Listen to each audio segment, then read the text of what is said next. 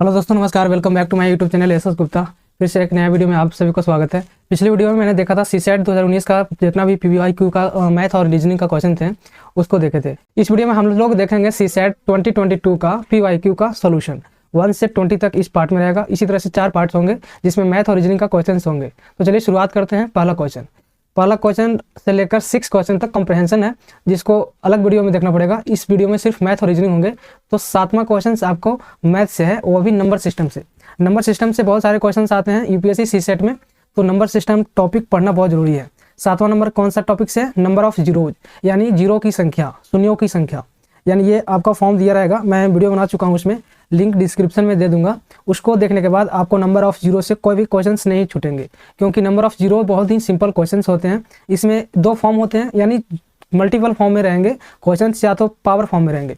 Multiple form में रहने के बाद इसको क्या होता है कि गुना करने के बाद इसमें कितना जीरो है वो बताना होता है। तो इसका कुछ ट्रिक्स होते हैं, उसको समझने की जरूरत है। ये आसान क्वेश्चन होता है। चलिए देखते हैं इसमें क्या है। इसमें सबसे फर्स्ट ऑफ ऑल देखेंगे हम लोग जीरो कितना है। तो इसमें जीरो की संख्या ढूंढो आप। 1 2 3 4 5 6 तो डायरेक्टली मिल जा रहा है, लेकिन 6 आंसर नहीं होंगे। क्या होगा? तो आप देखेंगे, यानी जीरो का मतलब क्या होता है? 10, और 10 का फैक्टर कौन कौन होता है? 2 और 5, यानी 2 और 5 का पेयर जहां भी मिलेगा तो समझो कि वो 10 बनाएगा। यानी हमको क्या देखना है? 5 और 2। इस फॉर्म में कौन सी संख्या ज़्यादा है, 5 या 2? देख लो। यानी देखो यहाँ पे एक 5 है, यहाँ पे 2 5 हो गया, 5 5। अब यहाँ पे भी 5 है, यहाँ भी 5 है, यहाँ भी 5 है,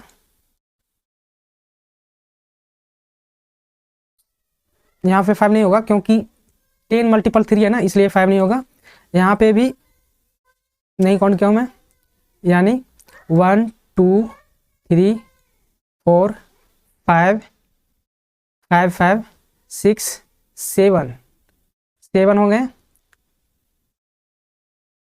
लेकिन ये तो 7 5 हो गया, 2 भी 7 होना चाहिए तब तो होगा। अब 2 काउंट करते हैं। 2 कहाँ पे है? 2 एक रहा, यहाँ पे नहीं है, यहाँ पे 2 2 है तो 3 हो गया। अब कहाँ पे है? यहाँ पे 1 है, 4 हो गया।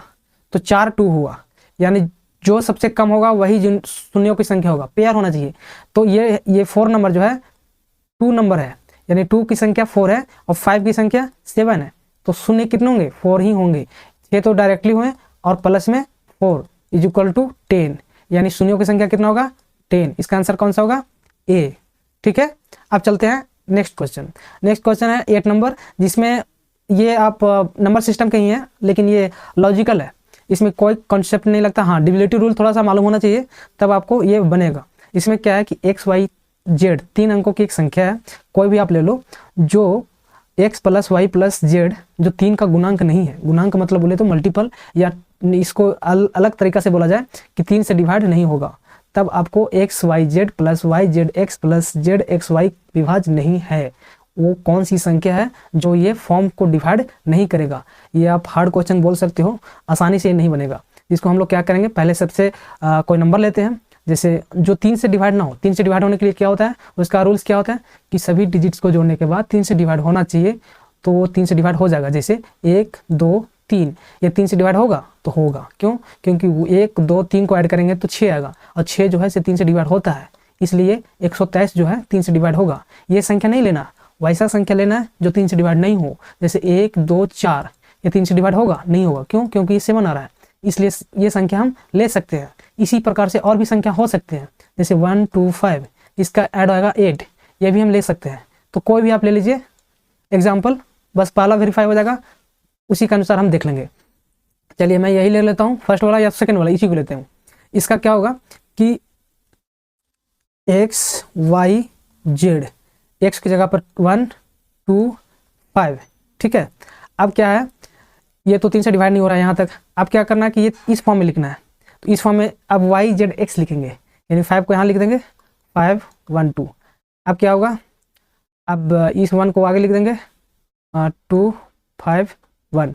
अब इसको ऐड करके देखिए कितना आएगा, 8 8 8, ठीक है। अब देखिए ये जो है नंबर किससे डिवाइड नहीं होगा वो आपको बताना है। अब कोई भी संख्या 3 से डिवाइड होगा, देखिए इस टाइप का रहेगा ना, वो 8 या 24, यानी इस फॉर्म में लिखने के बाद आपको इसी प्रकार नंबर आएंगे 1 1 1 2 2 2 3 3 3 4 4 4 या 5 5 5 6 6 6, इस तरह से लिखेंगे आप तो आपको इस तरह संख्या मिलेंगे। ठीक है, आप कोई भी एग्जांपल ले लेना, इसी प्रकार लेंगे मिलेंगे। और ये सारी संख्याएं जो 3 बार लगातार रिपीट होता है वो 3 से एग्जैक्टली कटता है, इसलिए 3 वाला नहीं होगा। ठीक है, ये आंसर नहीं होगा, यहाँ पे विभाज्य नहीं है, यानी उस संख्या से भागा ना लगे। अब 9 से ये संख्या 8 की 24 नहीं कट रहा है, यहाँ पे डायरेक्ट आंसर हो जाएगा, इसलिए ये आंसर होगा बी। लेकिन 37 से भी देख लीजिए, 37 से भी डिवाइड हो जाएगा और ये संख्या से भी डिवाइड हो जाएगा। देखिए तीनों को ऐड करने के बाद 8 आ रहा है, 8 से डिवाइड होगा ना, होगा, बिल्कुल होगा, इसलिए इसका आंसर कौन होगा 9 से, यानी 9 से डिवाइड नहीं होगा। एग्जाम्पल लेना था, जब इसी छोटी संख्या से हो रहा है तो आगे जाने की जरूरत नहीं है। इसका यही फॉर्मूला है कि एक एग्जाम्पल लीजिए सबसे मिनिमम नंबर और उसको वेरीफाई कर दीजिए। अब है नेक्स्ट, ये भी है नंबर सिस्टम से, ये भी लॉजिकल आप समझ सकते हो, बहुत ही लॉजिकल इसमें लगा हुआ है। इसमें क्या है कि पी क्यू आर एस इस प्रकार प्राकृतिक संख्या है। प्राकृतिक संख्या किसको बोलते हैं, जो 0 से स्टार्ट ना हो, 1 से स्टार्ट हो। 0 से स्टार्ट होता है उसको हम लोग बोलते हैं पूर्ण संख्या, और जो पूरा नेगेटिव पॉजिटिव सब होता है उसको हम लोग बोलते हैं पूर्णांक संख्या। ठीक है, देखिए इसमें है पी क्यू आर एस 4 संख्याएं हैं।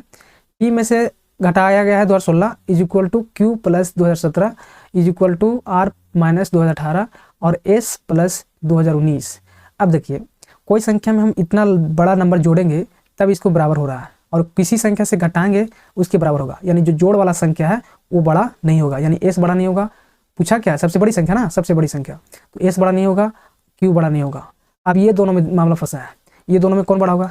अब कोई संख्या से कोई छोटा संख्या घटा रहे हैं और किसी से बड़ा संख्या घटा रहे हैं, तब जाके बराबर हो रहा है, यानी बड़ा संख्या घटाने के बाद बराबर हो रहा है। जैसे एक लड़का के पास मान लीजिए 12 रुपया है, एक लड़का के पास 10 रुपया है। ठीक है, अब इसमें से आप घटा रहे हो 2, इसमें से आप घटा रहे हो 4, तब जाके बराबर हो रहा है। 12 में से 4 गया तो 8, 10 में से 8 2 गया तो 8, यानी ये बड़ा संख्या घट रहा है, ये छोटा संख्या घट रहा है, लेकिन ये दोनों देख रहे हैं, ये 10 है, ये बड़ा है यानी 12, यानी जो संख्या में से बड़ा घटेगा वो ऑलरेडी बड़ा होगा, यानी आर में से 2018 घट रहा है, यहाँ पी में से 2017 घट रहा है, इसलिए आर बड़ा होगा। ठीक है, आर कौन हो, आर बड़ा होगा। ठीक है, ये इसमें कोई फॉर्मूला लगने की जरूरत नहीं है, कॉन्सेप्ट है, और सी सेट पेपर में कॉन्सेप्ट वाला ही क्वेश्चन आते हैं, आपको डायरेक्टली फॉर्मूला बेस पे क्वेश्चन देखने को नहीं मिलेंगे। ठीक है, अब नेक्स्ट चलते हैं 10 नंबर क्वेश्चन। 5 अंकों की कितनी अभाज्य संख्याएं हैं जो 1 2 3 4 5 द्वारा बिना अंकों की पुनरावृत्ति किए हुए बनाई जा सकती है। पुनरावृत्ति किए हुए एक भी नहीं बनेंगे। ठीक है, 1 2 3 4 5, 5 अंकों की कितनी अभाज्य संख्या, मतलब इस संख्या को प्रयोग करके आपको अभाज्य संख्या बनाना है जो 5 अंकी हो, तो इसमें से सबसे इसी को यूज करना है, और प्राइम नंबर भी होना चाहिए। तो आप यहाँ पे देखिए कि कोई भी संख्या बनेगा तो आगे पीछे होगा, आगे पीछे होने का कहीं भी रख सकते हैं, और प्राइम नंबर जो है किसी नंबर से डिवाइड नहीं होता, और डिविजिबिलिटी रूल से आप चेक करके देख सकते हैं कि ये सभी का ऐड यदि 3 से डिवाइड हो रहा है तो वो संख्या किसी तरह से बना लीजिए, वो प्राइम नंबर नहीं बन पाएगा। इसलिए 2 1 3 हो गया, 3 3 6 4 10 और 5 15 आ रहा है ऐड करने के बाद, और ये 3 से डिवाइड हो रहा है, यानी 1 2 3 4 5 के द्वारा आप प्राइम नंबर नहीं बना सकते हैं, यानी इसकी संख्या 0 होगी। ओके, अब चलते हैं नेक्स्ट 11 नंबर। ये है, ये जो 10 नंबर था ये भी नंबर सिस्टम से था, देख रहे हैं नंबर सिस्टम से लॉजिकल वाला। ये देखिए इसमें डिविजिबिलिटी रूल जो मैं 1 से 20 तक बता चुका हूँ उसको आपको देखना पड़ेगा, डिविजिबिलिटी रूल जानना बहुत जरूरी है इस पेपर के लिए। ओके, अब नेक्स्ट चलते हैं। इसमें है कि ये जो है क्रॉस लगा हुआ सर्कल में, इस जगह पे आपको पुट करना है कि क्या होगा। ये जो है बाय ऑप्शन वाला क्वेश्चन है, इस टाइप का क्वेश्चन को आपको क्या करना चाहिए, ऑप्शन से ही बनाना चाहिए, यानी 2 पुट कीजिए, आता है या नहीं। देखिए लास्ट में क्या, इसको मैं यहाँ पे लिखूँ, बॉक्स बनाकर बॉक्स बना देता हूँ। यहाँ पे 1 है, बॉक्स है, फिर 5 है, फिर बॉक्स है, फिर बॉक्स है, बॉक्स है, फिर क्या है भाई, बॉक्स है, 1 है, उसके बाद 1 है, बॉक्स है। ये है इसका मेन। आपको रखना है यहाँ पे संख्या। पहला ऑप्शन 2 रखता हूँ। कौन सा रखूँ? 2। तो 2 रखने के बाद क्या हो रहा है? 2 2 4 2 6 2 8 1 9 नहीं आ रहा। 3 रखता हूँ। 3 3 6 3 9 3 12 1 13 आ रहा है। लेकिन आगे देखते हैं। 13 का 3 हो गया। अब यहाँ रखते हैं हाथ में 1, 5 1 6, एक हाथ वाला 7, 7 3 10 और 3 13, 13 का 3 हाथ में 1, ये हो गया, आ रहा है। यानी आंसर क्या होगा? 3। समझ गए? पुट करना था, आसान क्वेश्चन था। अब हम लोग चलेंगे 12 नंबर क्वेश्चन। यदि आपके पास दो सीधी 7.5 फुट और 3.25 फुट की छड़ें हो तो आप कम से कम कितनी लंबाई नाप सकते हैं? देखिए, ये क्वेश्चन में थोड़ा सा मिस्टेक है, लेकिन इसका ये होगा कि ये दोनों को नापने के लिए कम से कम कितनी छोटी संख्या हो जो दोनों को पूरी माप दे। क्वेश्चन ये है, यानी दोनों को HCF निकालना है। क्या निकालना है? HCF। तो क्या करेंगे? सबसे बड़ा कौन है? ये बड़ा है ना, तो 7.5 में भाग कर देंगे, यानी भाग विधि से मैं बना रहा हूँ HCF 3.25 से। ये डेसिमल है, यहाँ पे डेसिमल है। डेसिमल के पीछे 2 डिजिट है, इसके 1 डिजिट है, तो 2 डिजिट बनाने के लिए 0 लिख सकते हैं। मैं डेसिमल वाला पार्ट में बताया हूँ, उसमें 4 पार्ट है। दशमलव का पार्ट, यानी उसको देखेंगे तो आप ये सब समझ जाएंगे कि दशमलव का क्या क्या कॉन्सेप्ट होता है। यही सब बेसिक कॉन्सेप्ट किसी को मालूम नहीं होता, उसके लिए मैथ हार्ड होता है, लेकिन मैथ कोई हार्ड नहीं है, बस कॉन्सेप्ट का खेल है। अब डिवाइड कीजिए इसको, 2 बार में लगाएंगे तो क्या आएगा? 6 50 100 25। 3 बार में लगाएंगे तो 300 0.25 100 4 बार में खत्म। यही आंसर होगा 0.25 इसका आंसर होगा। ठीक है, HCF निकालना था। अब है 30 नंबर। 30 नंबर क्वेश्चन में है कि 14 18 20 24 30 32 की प्रत्येक संख्या में एक सरल गणितीय संक्रिया द्वारा अभाज्य संख्याओं का एक अनुक्रम प्राप्त किया जाता है। निम्न में से कौन सी अनुक्रम की अगली संख्या होगी? यानी ये जो है, इसमें से आप कुछ घटा दीजिए, जोड़ दीजिए या कुछ कीजिए, मल्टीपल कीजिए, उसके बाद आपको प्राइम नंबर मिलेगा। तो प्राइम नंबर कौन कौन होता है भाई? तो 2 होता है, 3 होता है, 5 होता है, 7 होता है, 11 होता है, 13 होता है, 17 होता है, 19 होता है, 23 होता है। इसी प्रकार से आगे बढ़ते जाता है। यहाँ से तो इसके पीछे कुछ नहीं है। 13 से देख रहे हैं, 13 के आगे 14 यहाँ लिखा हुआ है, 17 के आगे 18 लिखा हुआ है, 19 के आगे 20 लिखा हुआ है, यानी इनमें 1 जोड़ दिया गया है।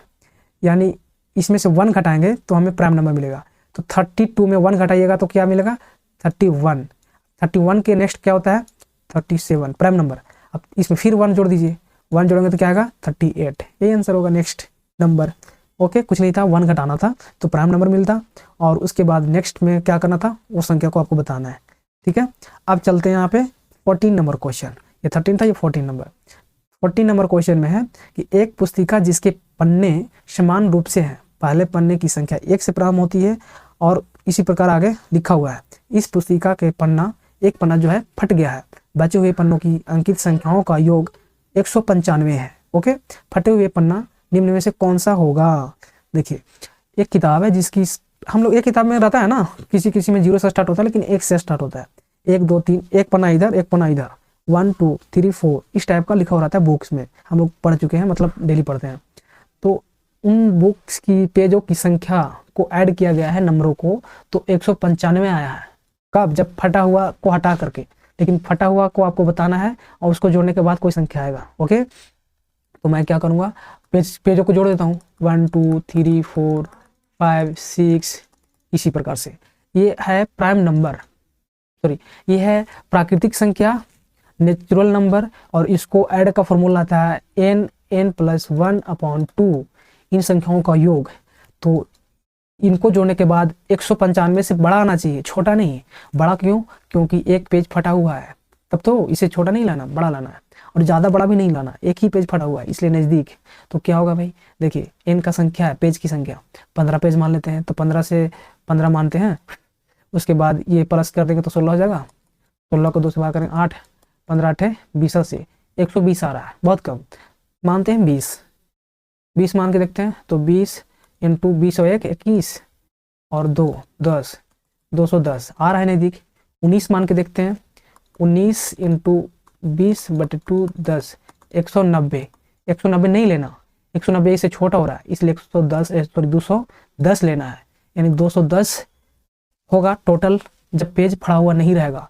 अब पेज फट गया तो कितना आया 195, कितना घटा मतलब एक्स्ट्रा मतलब है तो 15, यानी 15 जो है दोनों पेजों को जोड़ने के बाद आएगा। अब दोनों पेजों को जोड़ने के बाद कितना आना चाहिए 15, ये नहीं आ रहा, ये आ रहा है, यानी 7 और 8 नंबर वाला पेज फटा हुआ है, ये नहीं आएगा। ठीक है, इसका आंसर बी होगा। अब हम लोग चलेंगे 50 नंबर क्वेश्चन। ये 50 नंबर क्वेश्चन में है, ये है रीजनिंग का क्वेश्चन। अभी तक हम लोग देखा मैथ्स का नंबर सिस्टम से अधिक क्वेश्चन था, अब है रीजनिंग का स्टार्ट। इसमें इसको अल्फ़ाबेट का ही है, जो पजल टाइप कराता है, सीरीज भी बोल सकते हो इसको। अब इसमें आपको क्या करना है, पहले काउंट करना है कि कितने इसमें दिए हुए हैं। ठीक है, 1 2 3 4 5 6 7 8 9 10 11 12 13 14 15 16 17 18 19 20, 20 संख्या दिया हुआ है। 20 संख्या है तो 4 का ग्रुप बांट लो, 5 का ग्रुप बांट लो। आपको देखना है कि कहाँ से डिफरेंट दिख रहा है। जैसे यहाँ पे ई है, यहाँ पे टी है, यहाँ पे सी है, यानी यहाँ से आप अलग देख सकते हो। यहाँ पे ए बी है। ठीक है, 5 का ग्रुप बांटते हैं, 1 2 3 4 5, सॉरी यहाँ पे बांट दिया। मैं इसको इरेज कर दूं, क्या होगा 5 का ग्रुप बांटते हैं, 4 हो गया, ये 5, 1 2 3 4 5, 1 2 3 4 5, ये वाला हटाना पड़ेगा। ठीक है, इसको हटा देता हूँ। अब देखते हैं क्या मिल रहा है, ए बी खाली।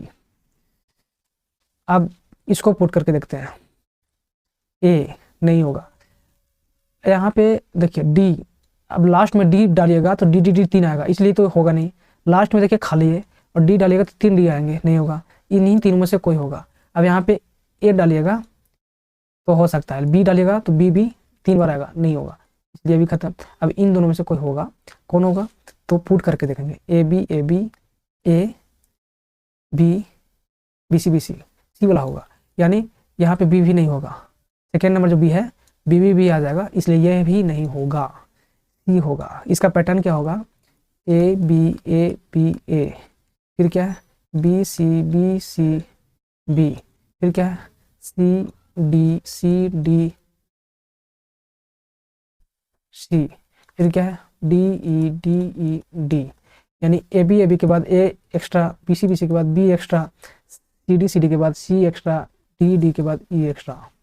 ये पैटर्न है। ठीक है, इस तरह से आपको ढूंढना पड़ेगा। ये इस टाइप का क्वेश्चन आपको प्रैक्टिस से सोल्व होंगे। आप सोचोगे कि फर्स्ट टाइम जाएं और एग्जाम में सोल्व कर दें, नहीं होगा। इसमें कोई फॉर्मूला नहीं लगता, बस एक्सपीरियंस काम करता है।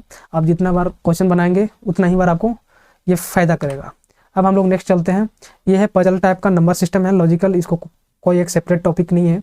इसमें ये बताया गया है कि जो खाली स्थान है, यानी पूरा पढ़ता हूँ मैं, माना कि ये और ये 4 अंकों की संख्याएं हैं जहां प्रत्येक 1 3 से बड़े हैं, यानी ए बी सी डी जो वैल्यू है वो 3 से बड़ा है, यानी A B C D E F ये जो है से 3 से बड़ा है। ओके, अब है, पहले लिख लेता हूँ क्या है, ए है, 3 है, बी है, सी है, फिर क्या है भाई, डी है, ई है, डी है, ई है, 2 है, एफ है। ठीक है, फिर है क्या, 2 है, 0 है, 9 है, 15 है। ठीक है, अब क्या करेंगे इसको, हाँ इसी को सॉल्व करना है। फिर बताया कि तो ए और डी के मानों को बीच अंतर क्या होगा, यानी ए और डी का डिफरेंट बताना है। तो पहले ए डी का वैल्यू तो फाइंड कर लें। तो इसमें क्या है कि 3 से बड़ा होगा, तो क्या क्या वैल्यू होंगे, 4 होंगे, 5 होंगे, अब कलर चेंज कर लेता हूँ, 4 होंगे, 5 होंगे, 6 होंगे, 7 होंगे, 8 होंगे और 9 होंगे। इन्हीं में से कोई संख्या होंगे। अब क्या होगा, यहाँ पे सी और एफ को जोड़ने के बाद हमें क्या आना चाहिए, 2 आना चाहिए। 2 कब कब आएगा, या तो 8 4 12, 8 और 4 हो, या 7 5 12, 7 5 हो। ठीक है, यानी सी का वैल्यू क्या होगा, यही दोनों में से कोई होगा, 8 4 7 5। आगे देखते हैं, बी में 2 जोड़ने के बाद 0 आना चाहिए। एक हाथ वाला है तो 3 हो गया, यानी ये 3 हो गया ना, एक कैरी है तो अब 3 7 होगा, यानी यहाँ पे क्या होगा, बी की जगह पे 7। अब 7 हो गया तो ये 7 वाला खत्म हो गया मामला, ये 8 हो गया, ये 4 हो गया। देख रहे हैं। अब यहाँ पे देखिए, यहाँ पे 3 है, 0 है यानी कैरी है, तो 4 हो गया। अब 4 में क्या ऐड करें कि 9 आएगा, 5 ई की जगह पर क्या आएगा 5। ठीक है, अब कौन कौन खत्म हो गया, 8 4 8 4 5 खत्म हो गया ना, 7 भी खत्म हो गया, 9 और 6 बचा है, 9 6 का डिफरेंस कितना बचा 3, यही आंसर होगा करेक्ट। ये लॉजिकल क्वेश्चन था, हार्ड क्वेश्चन नहीं कहेंगे। अब है 70 नंबर क्वेश्चन। 70 नंबर क्वेश्चन में है दो कथनों S1 यानी स्टेटमेंट फर्स्ट स्टेटमेंट सेकेंड, जिसको पढ़ना है। क्या है भाई कि स्टेटमेंट फर्स्ट में है कि 51 पृष्ठों का एक पुस्तक में किसी भी पृष्ठ पर 2 से अधिक रेखा चित्र नहीं है। देखिए एक पृष्ठ है, इसमें 2 से अधिक चित्र नहीं है, यानी कम से कम 1 होगा या कम से कम 2 होगा। रेखा चित्र बोले तो कोई एक पिक्चर है। ओके, स्टेटमेंट सेकेंड में है प्रत्येक पृष्ठ पर कम से कम 1 रेखा चित्र है। हाँ, 2 से अधिक नहीं है और कम से कम 1 है। क्या इस पुस्तक में 100 से अधिक रेखा चित्र होंगे? अब ये प्रश्न है, इस प्रश्न को देने के लिए स्टेटमेंट एक अकेला काफ़ी है या दोनों को लेकर के या सेकेंड अकेला काफ़ी है, वो देखना है। तो 51 पृष्ठ है, ये तो फर्स्ट स्टेटमेंट में बताया गया, सेकेंड में तो पता भी नहीं है, इसलिए फर्स्ट का होना जरूरी है। और फर्स्ट में क्या बोला है कि कम से कम दोनों में किसी पर 2 से अधिक नहीं है, यानी 51 पेज है और 2 मान लेते हैं अधिकतम 102 हो जाएगा, और 1 होगा कम से कम तो 51 हो जाएगा, यानी कम से कम 51 होंगे और अधिक से अधिक 102 होंगे। तो 100, क्या इस पुस्तक में 100 से अधिक हैं? तो होंगे और कम भी होंगे, इसलिए दोनों बताने के लिए इसको आंसर बताने के लिए दोनों लेना पड़ेगा। ठीक है, दोनों को लेना पड़ेगा। ऐसे तो पृष्ठों की कम से कम 1 चित्र है, 100 से अधिक है, तो इसके लिए यही काफ़ी है। 2 से अधिक रेखा चित्र नहीं है, सिंगल ही काफ़ी है। सॉरी, इधर गया। इसका आंसर सी भी हो सकता है और डी भी हो सकता है, क्योंकि अकेला सेकेंड ऑप्शन से तो नहीं कर सकते हैं। ठीक है, सेकेंड से नहीं, फर्स्ट रहता ना तो हो जाता। हाँ, बी और ये दोनों हो सकता है। तो क्यों हो सकता है? क्योंकि फर्स्ट स्टेटमेंट से हम कह सकते हैं कि 51 पृष्ठ रहेगा तो 2 चित्र रहेंगे तो 100 से प्लस हो जाएगा, लेकिन ये कंफर्म नहीं किया है कि 2 ही चित्र होंगे, इसलिए ना ही 1 होगा ना ही 2 होगा, सी आंसर होगा इसका आंसर। ठीक है, अब हम लोग चलते हैं 18 नंबर क्वेश्चन। 18 नंबर क्वेश्चन में है कि उपयुक्त सारणी में x का मान ज्ञात करना है, x का वैल्यू फाइंड करना है आपको। क्या है, अंग्रेजी और हिंदी मीडियम है, बॉयज और गर्ल्स हैं, ये गर्ल्स है। ठीक है, ये गर्ल्स और ये बॉय, इस तरीका से दिया हुआ है। x का वैल्यू क्या होगा इसको, ये है मैथ का एलिगेशन एक टॉपिक है, उसका है गर्ल्स बॉयज। गर्ल्स कितना है भाई 9 8, ये दोनों का कितना है औसत कुल प्राप्तांक 8 पॉइंट कितना आएगा इसका डिफरेंट 0.8 और 0.2। ओके, अब ये रेशियो किसका आ रहा है 4 और 1, गर्ल्स और बॉयज़ का रेशियो आ रहा है। ठीक है, अब ये क्या हुआ रियल रेशियो आया। अब इसमें क्या करेंगे, ऐड करेंगे, ऐड करिए 8 चौके 32। ठीक है, और 7 एकम 7, और ये दोनों को ऐड कर दीजिए 5, 32 9 39, 39/5 डिवाइड करेंगे तो 7.8, ये आएगा आंसर। ठीक है, ये था एलिगेशन का। एलिगेशन से आपको ये फाइंड करना था। क्या क्या मैंने सबसे पहले मैं रियल नंबर निकाला, दोनों को रेशियो से फिर रियल प्राप्तांक निकाला, उसके बाद डिवाइड कर दिया औसत। ओके, अब हम लोग चलते हैं 90 नंबर क्वेश्चन। 90 नंबर क्वेश्चन में है एक परिवार की 2 पीढ़ियां 6 सदस्य PQRSTU में 3 पुरुष और 3 महिलाएं हैं। 6 परिवार हैं PQRSTU। ओके, इसमें से 3 मेल हैं और 3 फीमेल है, वोमेन है। ओके, इसमें से 2 विवाहित जोड़े हैं, यानी 2 लोग जो हैं शादीशुदा हैं। ठीक है, प्लस माइनस, और 2 लोग जो हैं वो कुंवारे हैं, इन लोग शादीशुदा नहीं है। तो U और P की पुत्री है। अब चलते हैं इसका ट्री बनाते हैं। U जो है P की पुत्री है, U P की पुत्री है माइनस, और Q R की सास है, क्यू आर की सास है, आर की सास है। ये जो है इसका कोई लड़का से आर शादी किया है, इसका कोई लड़का होगा। टी अविवाहित पुरुष है और एस एक पुरुष है। टी जो है शादीशुदा नहीं है लेकिन पुरुष है, ठीक है, शादीशुदा नहीं है लेकिन पुरुष है। ओके, एस एक पुरुष है, ये भी पुरुष है लेकिन शादी है कि नहीं इसे नहीं पता। अब कौन कौन बचा है भाई, निम्नलिखित में से आपको बताना है। ये दोनों माइनस हो गए, ठीक है, ये बच रहा है और शादीशुदा ढूंढना है।